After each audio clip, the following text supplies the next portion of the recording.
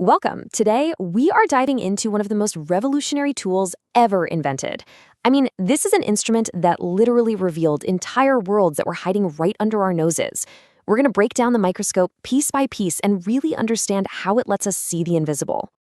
So you have to ask, how is that even possible? How can we just peer into a single drop of water and find this bustling tiny ecosystem? Or, look at our own cells? Well, it all comes down to this absolutely brilliant combination of a super stable structure, a very carefully controlled path of light, and some seriously powerful lenses.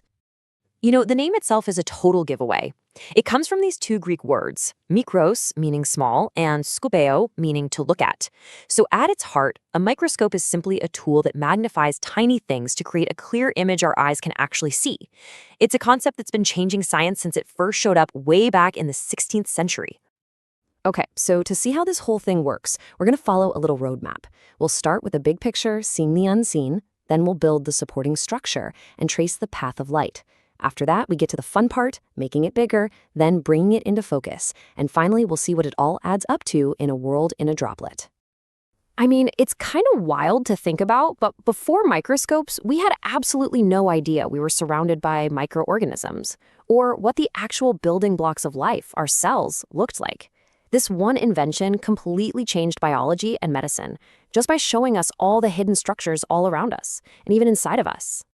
All right, now before any of the cool optical magic can happen, a microscope needs a solid foundation.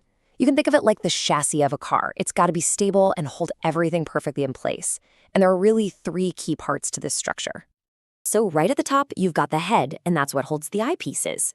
Then you have the arm, which connects that head down to the base. It's also the right way to carry it, by the way. And finally, you have the heavy base. Its whole job is to provide stability and make sure no vibrations are going to blur your image. Simple, strong, and absolutely essential. Okay, let's get into the good stuff. The real heart and soul of the microscope is its optical system.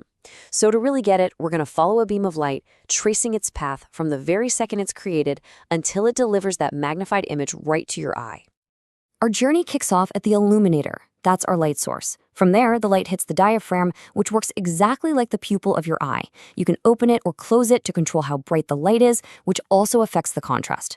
Next, the condenser lens grabs all that light and focuses it into a tight little beam, shooting it straight up through the specimen that's sitting on the stage. So the light has just passed through our tiny little specimen. Now what happens? Well, this is where the real work begins. The microscope doesn't just magnify the image once, it does it in two separate stages, using two different sets of lenses to create that final, massively enlarged picture we see.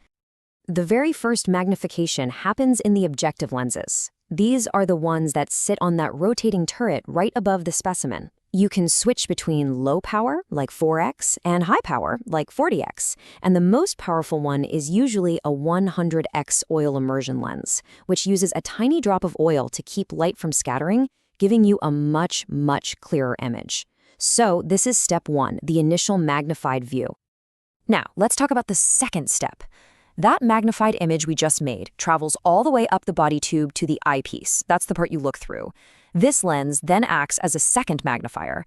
It takes that already enlarged image and blows it up again, usually by another 10 or 15 times. It's this 1-2 punch that creates such incredible magnification. So how do you figure out the total magnification?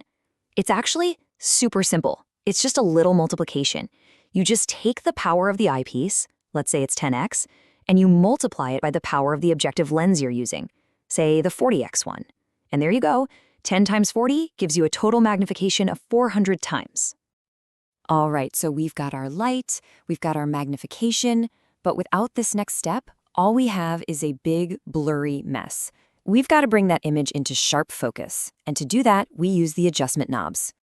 And there are two main tools for the job. You always start with the big one, the coarse adjustment knob. This moves the stage up and down pretty quickly, and it's perfect for finding the image when you're on low power. But once you're in the right ballpark, you switch to the smaller, fine adjustment knob. This thing moves the stage incredibly slowly, letting you dial in that perfect, razor-sharp focus, which is absolutely essential on high power. So let's zoom back out and put this all together. We've looked at all these individual parts, the structural ones, the optical ones, the mechanical ones, and you can see they don't work alone. They all function as this one complete, really elegant system, and it's all designed for a single purpose: discovery. It really is like a symphony of parts, all working in perfect harmony. You've got the structure providing that steady foundation. You have the optical system gathering light and magnifying the image. And then the adjustment system gives you the precision to bring that invisible world into crystal clear focus. Every single part is critical for that final, amazing result. And when you really understand how all these pieces click together, you realize a microscope isn't just a scientific tool. It's a doorway. It proves that entire universes can exist in places we never even thought to look. So the only question left is, what will you discover? Like and subscribe for more quick science bites.